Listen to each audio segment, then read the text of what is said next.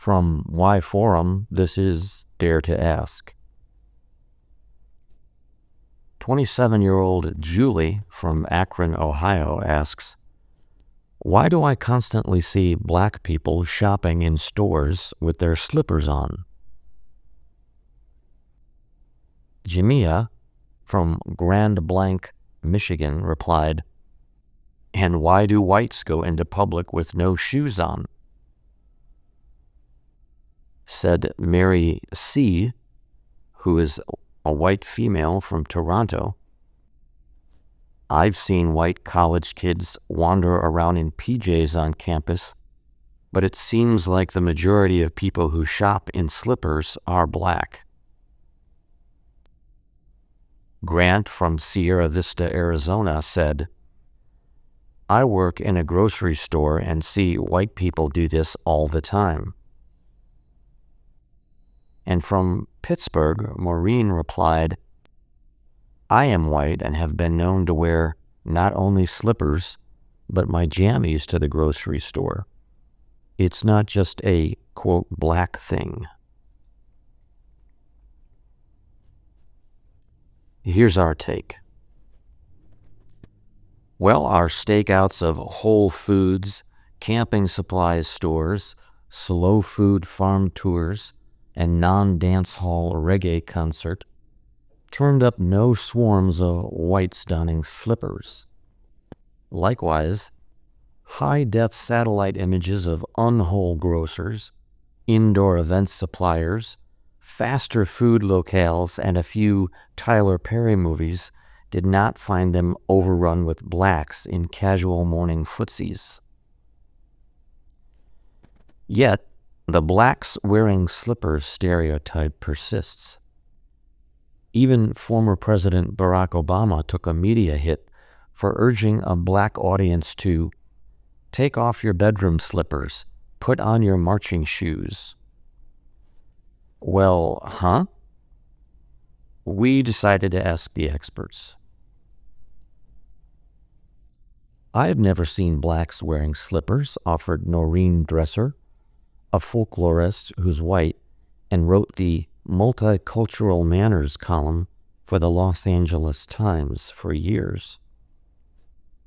My only guess would be that if this occurs, it might have to do with the high percentage of diabetes in the African American community, which can cause foot problems. Also, she said, people overall just seem to be more relaxed nowadays anyway. I once did a book that had a cultural reference to Madonna going out in a bustier, and my editor objected, saying that was just a fad. She said, well, guess what? People are wearing all sorts of undergarments out now. Meanwhile, the spoken word artist Nightcrawler, that's Knightcrawler, who is a cultural commentator, said that in certain neighborhoods, he does see slippers worn more often by his fellow blacks. He said, they might think, well, I'm just going to put them on for a quick run out of the house. But they end up going and getting the paper, then a haircut. All of a sudden, they end up in Target. He even sees them worn by the retail cashiers he supervises, sending them home after they tell him they forgot or just want to be comfy. Does it mean they're less refined than whites? Not when white people are sticking their bare feet out of their car windows all the time, he said. It's beyond age or race, he added. It's just preferences for comfort. I wouldn't go out with slippers, but it's not a societal breakdown. It's people having a I don't give a damn moment.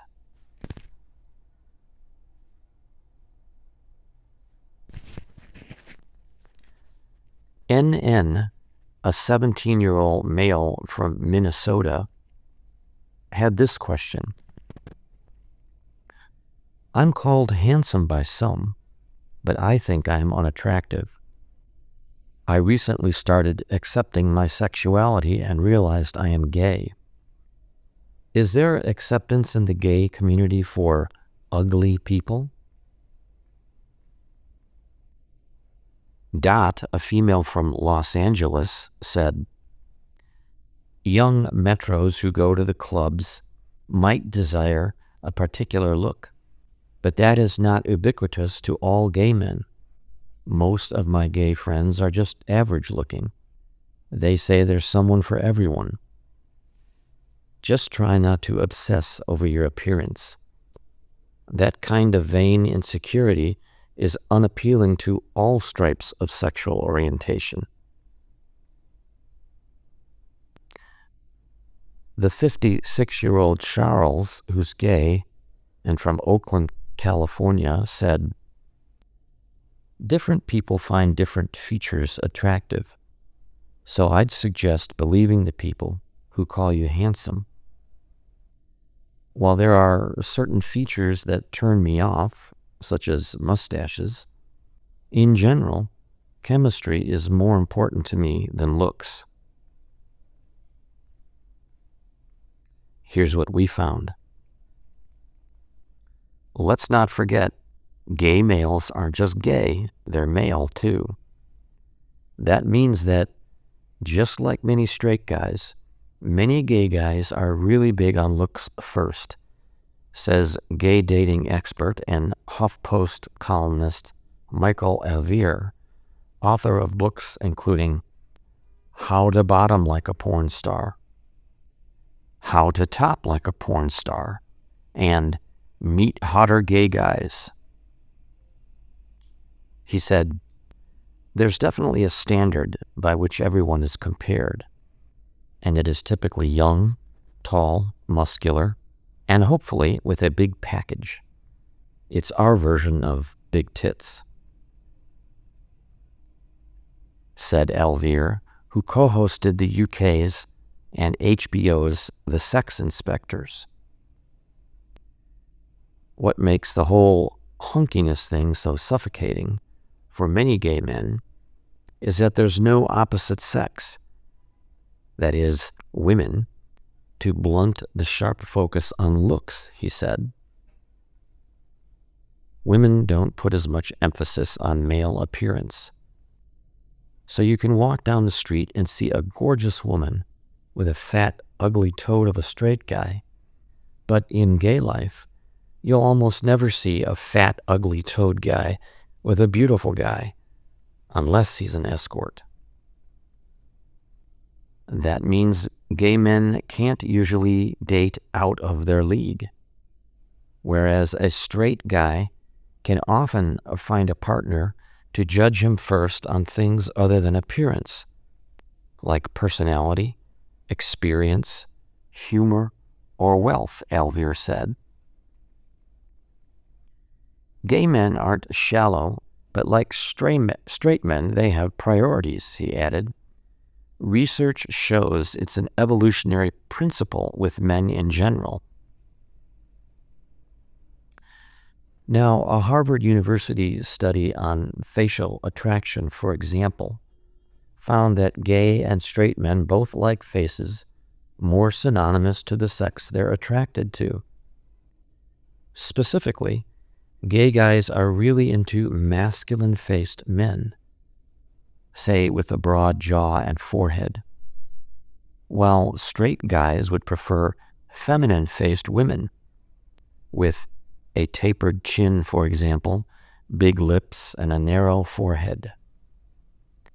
Meanwhile, prior research also found women prefer more masculine male faces when ovulating, possibly for procreation reasons. Alvear added, you are biologically inclined to look for markers of fertility in the sex to which you are attracted. It's in the genes. For more on this groundbreaking cross-cultural Q&A project, visit youdaretoask.com.